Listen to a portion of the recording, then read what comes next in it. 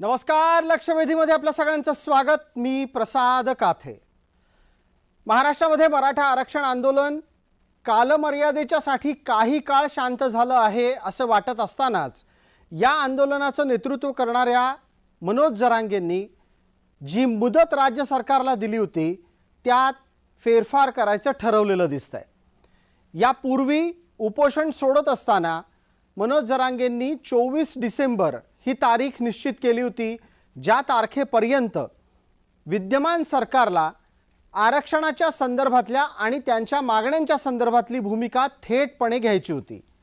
पण हे सगळं आता अचानक बदलतंय की काय अशी परिस्थिती आहे। या संपूर्ण घटनाक्रमात अशा प्रकारची शंका येण्याचं कारण असं की मनोज जरांगे आता 17 डिसेंबरला त्यांच्या निकटवर्तीयांची एक बैठक घेणार आहेत आणि त्या बैठकीत ठरवणार आहेत की कोणत्या प्रकारे 17 डिसेंबरला राज्य सरकारला दिलेली मुदत पुढे भविष्यात कशी न्यायची।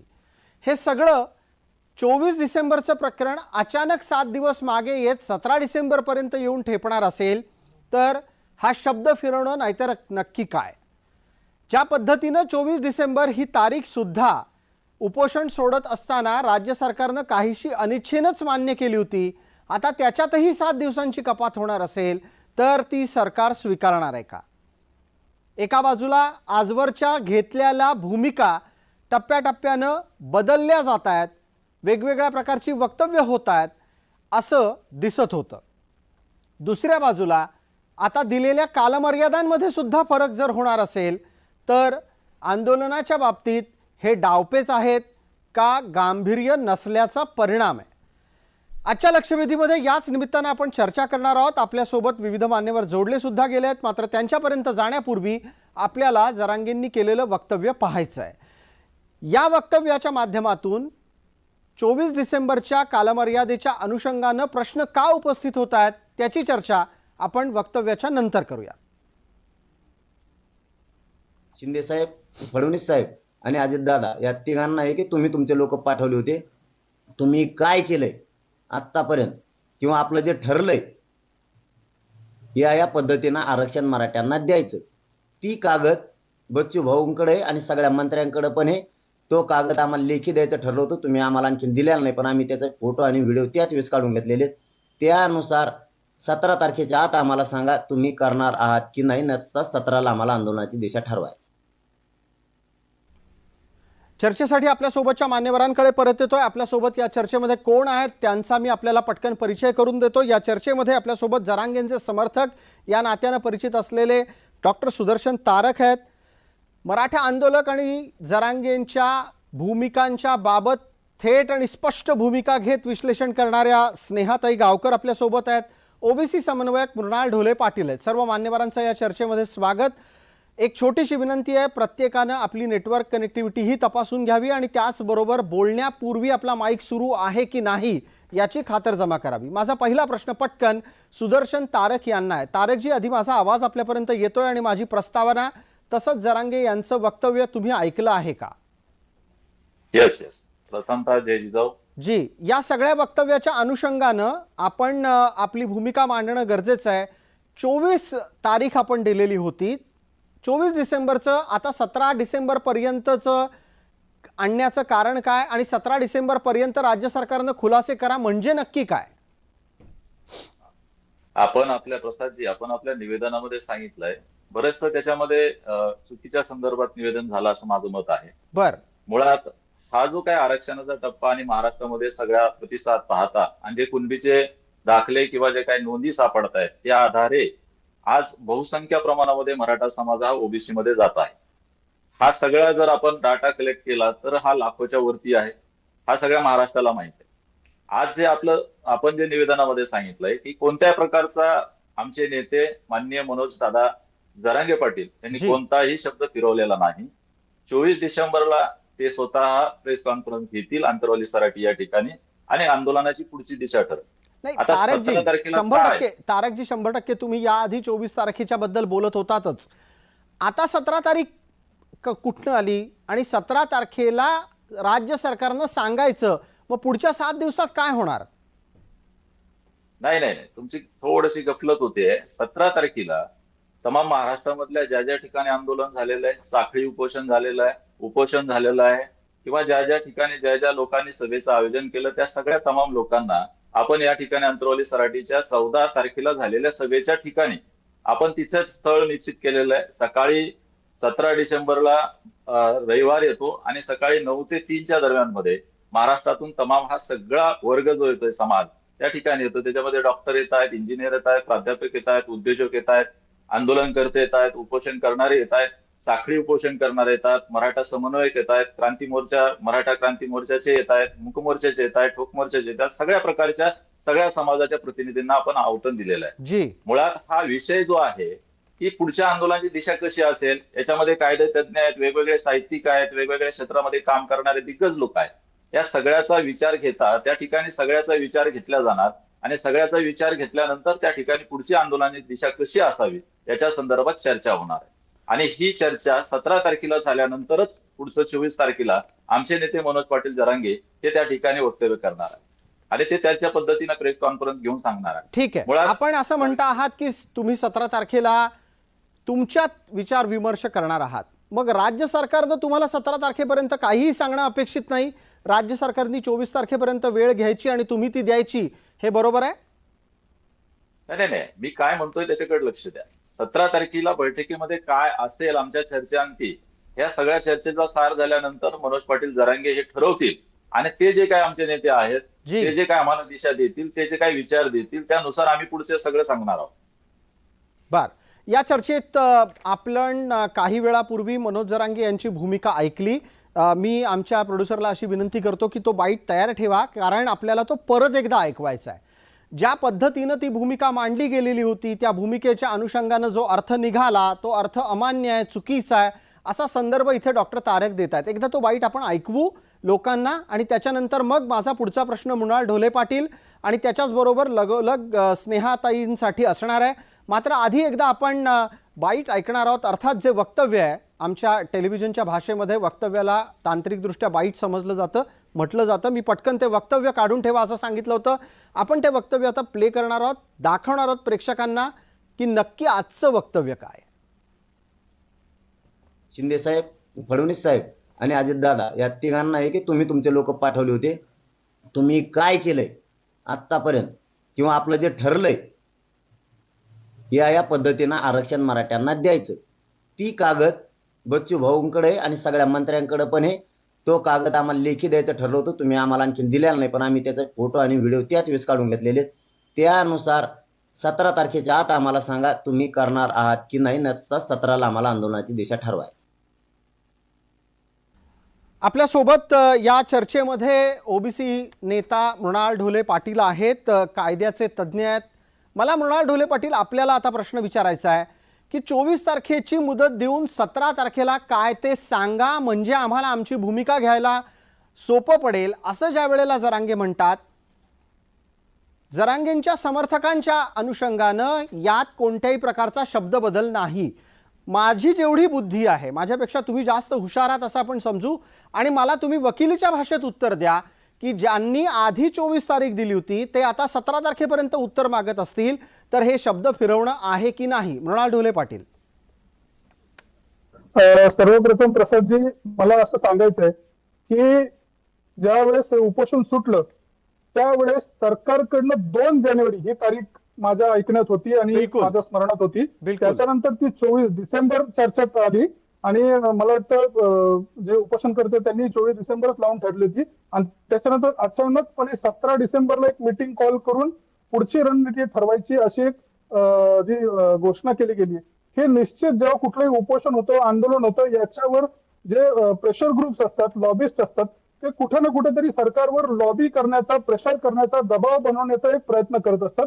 आणि त्याचप्रमाणे ही एक regular pressure, copy book, text book ही प्रेशर टॅक्टिक आहे की आपण एक तारीख दिली असताना सरकार, आता अधिवेशन चालू आहे हे पण एक लक्षात घेतलं पाहिजे की हिवाळी अधिवेशन सध्या नागपूरमध्ये चालू आहे आणि त्याने अनुषंगाने परवाच आरक्षणाच्या काही संदर्भात काही चर्चा झाली, काही मंत्र्यांवर आरोप झाले, काही प्रत्यारोप झाले, काही हे विषय सगळे झाले आणि या सगळ्याच्या पार्श्वभूमीवर एक डेडलाईन दिली आहे. आणि ही टिपिकल प्रेशर टॅक्टिक्स, जे गन पॉइंट पॉलिटिक्स आपण म्हणतो, ते गन पॉइंट वर पॉलिटिक्स करायचं, अशा पद्धतीने हे जे करायचं आहे ही एक रेग्युलर प्रेशर टॅक्टिक आहे, बाकी काही नाही. पण जेणेकरून मृणाल ढोले सरकारला- पाटील, मला मला मला मला सांगा, निश्चित प्रत्येक आंदोलकाचं हेच एक उद्दिष्ट असतं की सरकारला कशा प्रकारे दबावात ठेवायचं, सरकारवर दबाव वाढवत कशा पद्धतीनं न्यायचा आणि वाढवलेल्या दबावाच्या माध्यमातून आपल्याला हव्या असलेल्या सगळ्या गोष्टी सरकारकडून कशा पद्धतीनं करवून घ्यायच्या. याच्या पलीकडे जाऊन चर्चा थोडीशी नैतिक पातळीवर करणं गरजेचं आहे. 24 तारीख दिली होती, तर मग 17 तारखेलाच राज्य सरकारच्याकडून हो किंवा नाही मध्ये उत्तर मागणं हे नैतिक आहे का? नाही, सगळ्यात पहिली गोष्ट म्हणजे जसं ते म्हटलं की गोष्टी ठरल्या होत्या. म्हणजे आंदोलन काही एकदा झालं नाही, आंदोलन बऱ्याचदा झालं, बऱ्याच टप्प्यांमध्ये झालं आणि त्या टप्प्यांमध्ये सरकारने त्यांना आश्वासनं दिलेली आहेत आणि त्यांच्या म्हणण्याप्रमाणे लेखी दिलेली आहेत. जर लेखी दिली असतील आश्वासनं तर ही जबाबदारी सरकारची आहे पार पाडणं, पण त्याच्यासाठी जो मुबलक वेळ त्यांनी दिला आहे तो सरकारला निश्चित त्यांनी दिला पाहिजे आणि त्याच्यानंतर सरकार जर काही करणार नसेल आणि जर काही जी आश्वासनं सरकारने दिली नसतील तर त्याच्यानंतर त्यांना जे काही करायचं ते करायला निश्चित मग नैतिकते दृष्टीवर ते बरोबर राहील. पण जी वेळ त्यांनी दिली आहे ती त्यांनी पाळली पाहिजे आणि सरकारने जे आश्वासनं त्यांच्या म्हणण्याप्रमाणे लिखित दिलेली आहेत किंवा अलिखित किंवा लिखित दाखवली आहेत फक्त आणि दिली नाहीत, अशा पद्धतीने जी काही सरकारने जी कमिटमेंट दिली ती सरकारने पाळली पाहिजे आणि समोरच्या पक्षांनी जी वेळ सरकारला दिली होती तीही पूर्णपणे सरकारला वेळ दिली पाहिजे. बिलकुल. त्याच्यामध्ये आपण दोघांनाही तराजूच्या दोन पारड्यांमध्ये समसमान पद्धतीने ठेवता आहात. अगदी ही एक विवेकी भूमिका आहे असं मला म्हणायचं आहे. तुम्ही एका बाजूला सरकारलाही सांगताय की तुम्ही जर शब्द दिला असेल तर तो पाळला गेला पाहिजे आणि दुसऱ्या बाजूला तुम्ही जरांगेंनाही सांगू पाहताय की तुम्ही पण, अर्थात जरांगेंनी पण जी 24 तारीख दिली होती ती लक्षात ठेवली पाहिजे आणि त्याच्या पर्यंत वाट बघायला हवी. आता स्नेहाताईंपर्यंत पोहोचू. स्नेहाताई, माझा आवाज येतोय आपल्याला? स्नेहा गावकर, आवाज येतोय ना? जी, मी आपल्याला असा प्रश्न विचारतो, तुम्ही आतापर्यंत अनेक आंदोलनं केलेली असतील, मराठ्यांना मराठा म्हणूनच आरक्षण मिळालं पाहिजे या आंदोलनाच्या साठी जी जी काही राज्यात आंदोलनं झाली त्यातल्या अनेक आंदोलनांमध्ये तुम्ही सहभागी झालेला होतात. मराठ्यांच्या आजवरच्या आंदोलनातलं एक सगळ्यात महत्त्वाचं यश होतं की ते शब्द पाळत होते. आता का शब्द पाळला जात नसावा?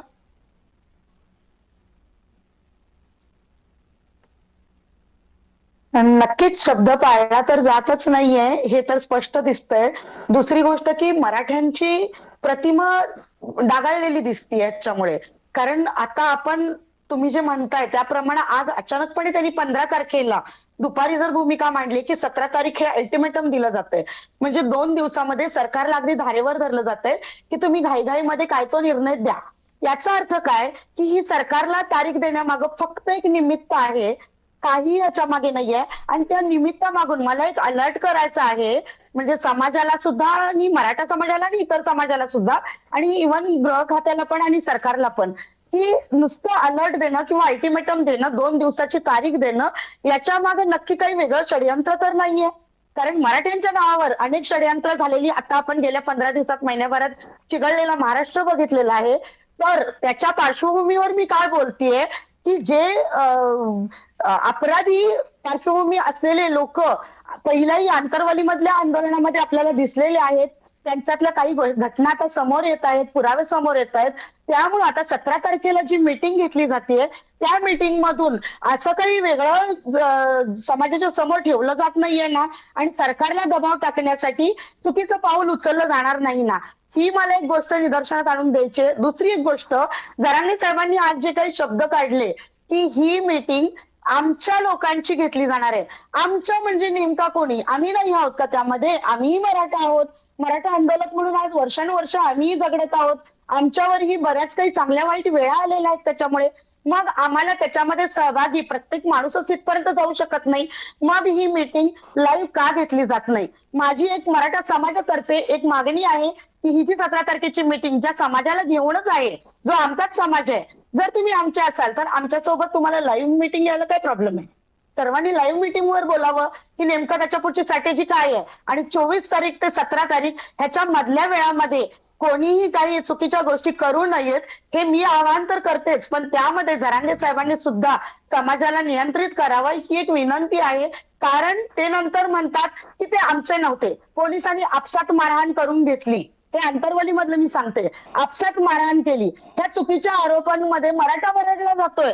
कारण ते बिंदास नंतर हात वर करून मोकळे होतात, पण ह्याच्यामध्ये मराठा नावाची होतीये. मराठा जी स्नेहाताई, बोलता बोलता आपला आवाज जातोय, मात्र आपण ज्या दोन महत्त्वाच्या गोष्टी मांडल्यात त्या या चर्चेत आणखीन गांभीर्य आणत असलेलं दिसतंय, दाखवत आहेत. मला या निमित्तानं पटकन आता सुदर्शन तारक यांच्यापर्यंत जायचं. सुदर्शन तारक, स्नेहाताई गावकर या मराठा आंदोलक आहेत. आजवरच्या मराठ्यांनी मराठ्यांसाठी मराठा म्हणूनच मागितलेल्या आरक्षणात त्या वारंवार सहभागी झालेल्या होत्या. आता तुम्ही मराठ्यांना कुणबी करायला निघालेला आहात, त्यामुळे काहीसं तुमच्या आंदोलनापासून त्या जरी दूर राहत असल्या तरी पण त्यांची मागणी काय आहे ते लक्षात घ्या. त्या म्हणतायत 17 तारखेला तुम्ही अचानक भूमिका ठरवायला निघाला आहात. ती भूमिका ठरवायला निघालेला असताना तुम्ही अचानक म्हणताय की ही आमच्या लोकांची मीटिंग आहे. मराठ्यांमध्येच अशा प्रकारे दोन भेद उघड दिसू लागलेले आहेत आणि ते दिसू नयेत अशी त्यांची मागणी आहे. तुम्ही एका बाजूला जेव्हा सुदर्शनजी स्पष्टपणे म्हणता की जरांगे शब्द बदलत नाहीत, मग जरांगे भेद का निर्माण करतात? आमचे लोक, आमची माणसं, आमची मीटिंग असं का करतात? एक लक्षात घ्या, मला स्नेहाताईचं नेमकं कळत नाही, ते मराठा आंदोलक आहेत तर सरकारची बाजू मांडतायत का विरोधकाची बाजू मांडतायत? ही भूमिका त्यांनी स्पष्टपणे करावी. पहिल्यांदा मी सुरुवातीला माझ्या निवेदनामध्ये सांगितलंय की सगळ्या क्षेत्रामधल्या मराठा समाज, या सगळ्या समाजामध्ये जे जे नामांकित आहे, साहित्यिक आहे, डॉक्टर आहे, इंजिनियर आहे, सगळे या सगळ्यांना आपण अवतन दिलेलं आहे. मराठा शब्दामध्ये आणि मराठ्यांच्या भाषेमध्ये अवतन हा म्हटलेला आहे. आणि अवतन दिलेलं आहे कशासाठी दिलेलं आहे? किंवा आपल्याला पुढची रणनीती ठरवायची आहे आणि ही रणनीती ठरवण्यासाठी या सगळ्या दिग्गज लोक जे आहेत, जे काही हुशार लोक आहेत, ज्यांना ज्यांना वेगवेगळ्या प्रकारचा अनुभव आहे, आंदोलनाचा असेल, अनेक साहित्य क्षेत्रामधला असेल, सगळं असेल, या सगळ्यांचा विचार विनिमय करून त्या पुढची आंदोलनाची दिशा आपण ठरवणार आहोत. आणि स्नेहाताईला हे सांगतोय की कोणत्याही गोष्टी जर स्ट्रॅटेजी ठरवायची असेल तर स्ट्रॅटेजी ही काय ऑनलाईन ठरवल्या जात नसते.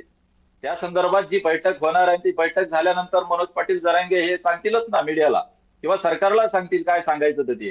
त्यामुळं ऑफलाईन ही बैठक असते, ऑनलाईन ही वेगळी बैठक असते.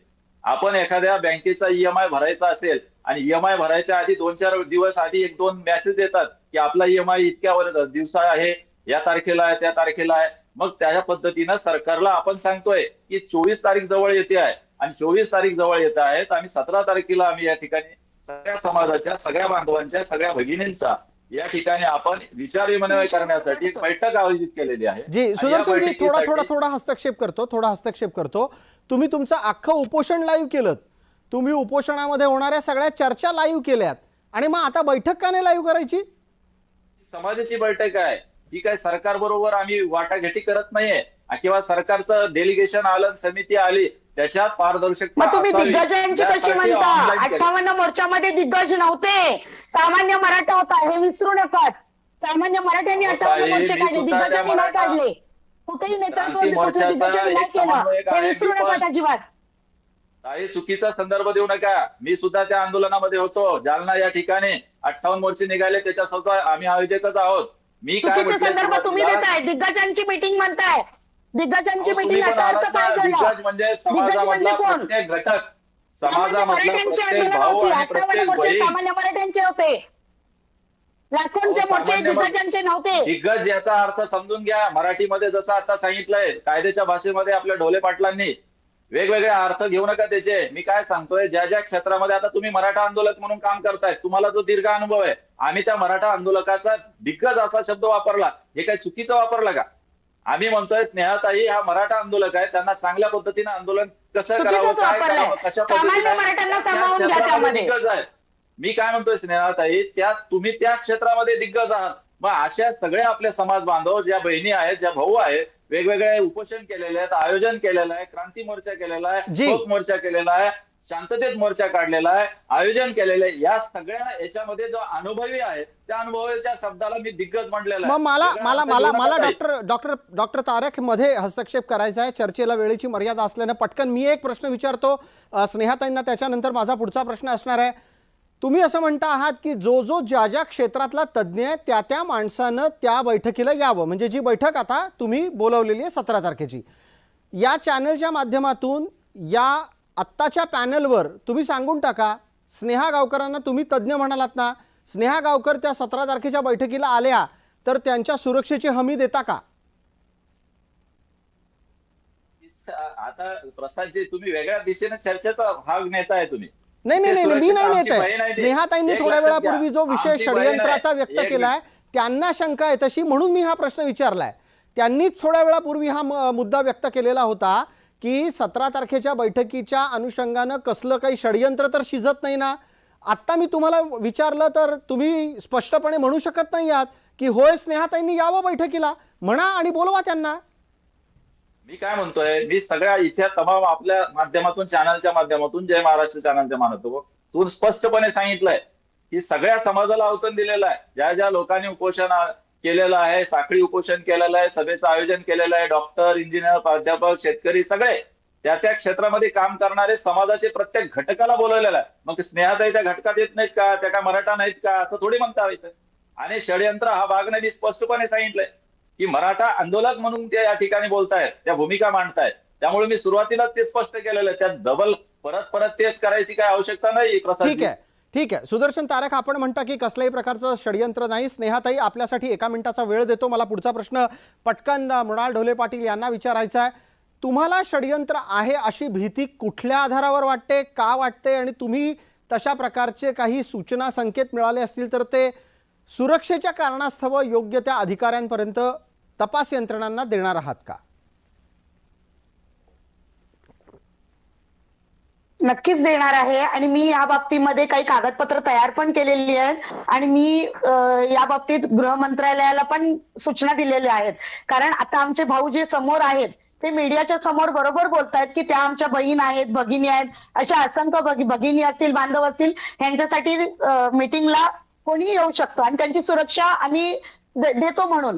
पण हे ते बोलतायत, त्या गोष्टीवर ते ठाम आहेत का? त्याच्यासाठी त्यांनी कुठल्या शब्दानं आम्हाला ते आश्वासन देऊ शकतात? कारण आम्ही एक साधे 2 शब्द लिहायचे काय, मी या बाईटवर बोलली काय, लगेच त्यांचे समर्थक, मी स्वतः जरांगे समर्थक आहे अशा शब्दात आम्हाला कॉल करतात, आम्हाला मेसेजेस करतात आणि खूप घाणेरड्या धमक्या देतात की तुमचा कोपर्डी करू. मी ही गोष्ट का मुद्दामून सांगते, माझा कोपर्डी करू म्हणणारे हे जरांगे समर्थक आहेत म्हणून जर सांगतायत, याचा अर्थ काय? अरे काय तुम्ही बोलताय? कोपर्डीच्या ताईसाठी मराठा एकत्र आला होता, त्या ताईंचा न्याय तर कधीच कुठल्या शब्दामध्ये सुद्धा आम्ही ऐकला नाही एवढ्या आंदोलनामध्ये 4 महिन्यात. आता मी बोलतेय, तुम्ही तुमचे सगळे समर्थक आम्हाला जर बहीण म्हणून सुद्धा, तुम्ही बहीण म्हणता, आम्ही जरांगे भाऊना भाऊ म्हणतो, आणि जरांगेंचे समर्थक आम्हाला फोन करतात आणि मेसेज करतात की आम्ही तुमचा कोपर्डी करू, तुमच्या मुलांना आम्ही असं करू, तसं करू, तुमच्यावर अशा खोट्या केसेस दाखल करू. त्या कुठल्या गोष्टी आहेत? तुमच्यामधले समर्थक काही लोकांनी आम्हाला धमक्या दिलेल्या आहेत मागच्या आंतरवालीच्या मीटिंगच्या वेळेस सुद्धा, की तिथे आले की यांच्या पहिले हातपाय तोडा म्हणून. मी हे आज मीडियाच्या माध्यमातून सगळ्यांना सांगू इच्छिते की हे का, कशासाठी, हे दडपण कशासाठी, या धमक्या कशासाठी? तुम्ही मराठवाड्यातून मराठ्यांना कारवाई करू शकता. चुकीचा महाराष्ट्राला संदेश देऊ नका आणि महाराष्ट्राची दिशाभूल करू नका. तुमच्याकडे जर अशा प्रकारचे जर संदर्भ असतील, अशा प्रकारचं जर तुमच्याकडे एव्हिडन्स असेल तर कायद्यानुसार त्याच्यावर कारवाई करता येते. तुम्ही त्याच्यावर कारवाई करू शकता, तसं तुम्ही पोलिसांना कळू शकता, गृहमंत्र्यांना सुद्धा लिहू शकता. पण चुकीचा एक लक्षात घ्या, तुम्ही मीटिंग मध्ये आमच्या आश्वासन द्या. माझी तुम्हाला हात जोडून विनंती आहे, माझी तुम्हाला हात जोडून विनंती आहे. चुकीच्या आंदोलनाला तुम्ही बदनाम करू करताय, नका. मराठ्यांच्या आंदोलनाला बदनाम तुम्ही करताय. तुम्ही संदर्भ देऊ नका. एक मिनिट माझं पूर्ण ऐका. चुकीचे शब्द वापरून, चुकीचे अल्टिमेटम देऊन मग 24 तारखेची 17 तारीख का केली याचं उत्तर द्या तुम्ही. आणि 17 सुरुवातीला माझ्या निवेदनामध्ये सांगितलंय, सगळ्या समाजाचा विचार विनिमय घेतला पाहिजे आणि सगळ्या समाजाला एकत्र केलं पाहिजे. समाजाच्या ज्या ज्या क्षेत्रामध्ये काम करणारे लोक आहेत याचा विचार घेतला पाहिजे. त्या विचारावर आपण तुम्ही सुरक्षेची हमी देताय बैठक का? त्यासाठी आहे. तुम्ही सुरक्षेची हमी देताय का? तुम्ही सुरक्षेची हमी देताय का? स्नेहाताई, अक्षरशः चुकीचा ट्रोलिंग, अक्षरशः आज आम्ही भावतो की आमच्या घरी कधी पावलं होती, आमच्या मुलांना कधी धोका होईल. बदनाम करायचं काम नाहीये तुम्ही तुम्हाला. एक समर्थक लक्षात म्हणताय, घ्या मराठा स्नेहाताई. आंदोलक म्हणताय आणि आम्हाला धमक्या देताय. आज काके साहेबांनी छोटा प्रश्न केला की तुम्ही सुरक्षेची हमी देताय का, त्याच्यावर तुम्ही का वेगळं वळण लावताय? सुरक्षेची हमी तुम्ही देताय का याचं उत्तर द्या. मला माझ्यासोबत स्नेहाताई, सगळ्या थोडा तुमचा राग, तुमची उद्विग्नता मी समजू शकतो. थोडंसं थांबा, थोडा वेळ, थोडा श्वास घ्या, आपण आपला राग थोडा शांत करा. सुदर्शन तारक यांच्यासाठीचे प्रश्न आपले होतेच, ज्याची उत्तरं ना मला सापडली ना तुम्हाला मिळाली. सुदर्शन तारक, जी स्नेहाताई गावकरांनी व्यक्त केलेली वेदना आहे ती आपल्यापर्यंत पोहोचली का, हा मला पडलेला प्रश्न आहे. याचं कारण असं की ज्या वेळेला सुदर्शन तारक आपल्या नेत्याच्या मनोज जरांगेंच्या भूमिकेच्या संदर्भात विश्लेषण करायची हिंमत एका मराठा तरुणीनं केली, तिला अत्यंत भयानक अशा स्वरूपाच्या धमक्या मिळालेल्या आहेत. तुमचा कोपर्डी करू असं एखादा मराठा जर समजा मराठा तरुणीला ऐकवत असेल, कुठल्या स्तराचं आंदोलन करतोय आपण, ही कुठली धमकी आहे, ही कुठली भाषा आहे, ही कुठली परिपक्वता आहे, असा मुद्दा स्नेहाताई मांडतायत वारंवार. त्यांचं एकच म्हणणं आहे, जर त्या बैठकीला आल्या तर त्यांच्या सुरक्षेची हमी तुम्ही घेता का? जे काही स्नेहाताई बोलतायत एक लक्षात घ्या, कोणी धमकी दिली, कोणी काय केलं याच्या संदर्भात त्यांनी तक्रार द्यावी, त्याच्यावर पूर्ण शहानिशा व्हावी, त्याच्यावर पूर्ण कारवाई व्हावी, हे आमचं डायरेक्टली म्हणणं आहे. पण चुकीच्या पद्धतीने आंदोलनाला बदनाम करू नका असं माझ्या हात जोडून विनंती माझ्या ताईला. माझी बहीण आहे ती, आणि बहीण म्हटल्यानंतर तिथे सुरक्षिततेचा प्रश्नच येत नाही ना. बहीण म्हटल्यानंतर काय करतो आपण, आपला भाऊ बहिणीसाठी हा पहिला प्रश्न आहे. आणि बरं, चुकीचं मग काही आता पण मला सांगण्यात काय तुम्ही अर्थ जो नाही ना. मुद्दा तुम्ही जो म्हणालात ना सुदर्शनजी, मगाशी बोलत असताना शब्दांच्या जोरजोरात एकमेकांच्या बाणांच्या मध्ये म्हणजे शब्द बाणांच्या मध्ये कदाचित ते ऐकायला गेलं नाही. तुम्ही जो मुद्दा मांडलात तोही तेवढाच गांभीर्यानं घेण्यासारखा आहे. स्नेहाताई, सुदर्शन तारक यांचा एक सल्ला आहे तुम्हाला की 17 तारखेच्या बैठकीच्या निमित्तानं जर समजा तुम्हाला यायचं असेल तर ते स्वागत करायला तयार आहेत. तत्पूर्वी जर तुम्हाला कोणत्याही प्रकारची असुरक्षितता निर्माण करणारी धमकी दिली गेली असेल तर तुम्ही पोलिसांना ते सांगायला हवं होतं आणि त्याच्यावर कायदेशीर कारवाई अपेक्षित करायला पाहिजे होती. असं काही केलंय का आपण आतापर्यंत? मी कायदेशीर कारवाई केलेली आहे, पण फेक अकाउंट आणि ह्या गोष्टींमध्ये हे लोक खऱ्या अकाउंटवरून बोलत नाहीत. हा एक तांत्रिक भाग आहे. पण मला हे भाऊ जे समोर बोलतायत त्यांच्या माध्यमातून हे विचारायचंय की तुम्ही जर ह्या अशा मीटिंग लावताय तर त्याच्यातून चुकीचं काही घडू नये. हे मराठा आंदोलन आहे, तर मराठा आंदोलन तुम्ही हे तुमच्या मराठ्यांनी प्रश्नाचं उत्तर आजपर्यंत दिलंय. 58 फेक मोर्चे, अकाउंट आहे, ऐका माझी कोणाचे आहे, काय त्याचं 58 पोलीस तपास मोर्चे करतील ना. कुठल्याही मग पोलिसांना तुम्ही तडबी फेक न अकाउंट आहे देता असं जर म्हणता झाले असतील डायरेक्टली तर आमच्या आता आंदोलनाला किंवा आपल्या काय लागत बांधवांना आहे? बदनाम करण्याचं काम का आजही करताय? तसेच आपण आंदोलन मोर्चे करू शकतोय. ताई एक लक्षात घ्या, आपण- माझी भगिनी आहात आपण- तुम्ही, आम्ही बदनाम तुम्ही करत माझी नाही. भगिनी तुम्ही आहात, 58 एक लक्षात मोर्चांना घ्या. बदनाम तुम्ही केलंय. सगळ्यात पहिलं काय 58 सांगितलं, आता मोर्चे काय जर उत्तर देताय? पोलिसांना कुठल्याही गोष्टीने तुम्ही दखल स्वतः दिला तुमच्या नाही, प्रश्नाचं तर समाजाला उत्तर तुम्ही त्रास दिलंय. होता. जर आपण जर फेक 58 अकाउंट मोर्चे असेल तर काढले तुम्ही तर डायरेक्टली आजही आपण म्हणू आंदोलन शकता तशाच की हे प्रकारे या करू पद्धतीचे शकतोय. आंदोलक आहेत, ते मराठा आंदोलक आहेत किंवा ते समर्थक आहेत, असं कसं काय म्हणू शकता कारण तुम्ही? त्यांनी मराठा जरांगे समर्थक म्हणून उल्लेख केलेला आहे.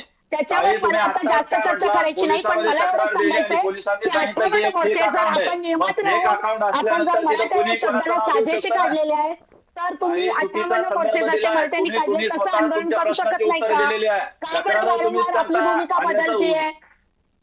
24 तारखेची भूमिका 17 तारखेवर का आली? माझं ऐकून घ्या. तुम्ही म्हणताय फेक अकाउंट आहे, त्यामुळे मानसिक परिस्थिती मराठा आंदोलकांची बिघडवू आम्ही नका. काय बोलू शकतो त्याच्यावर? पोलीस आहेत, गृहमंत्री राज्याचे सक्षम आहेत, त्या विषयावर सगळं त्या शहानिशा करतील. कायदा आहे, कायदा हो, मी माझी कारवाई करते आहे.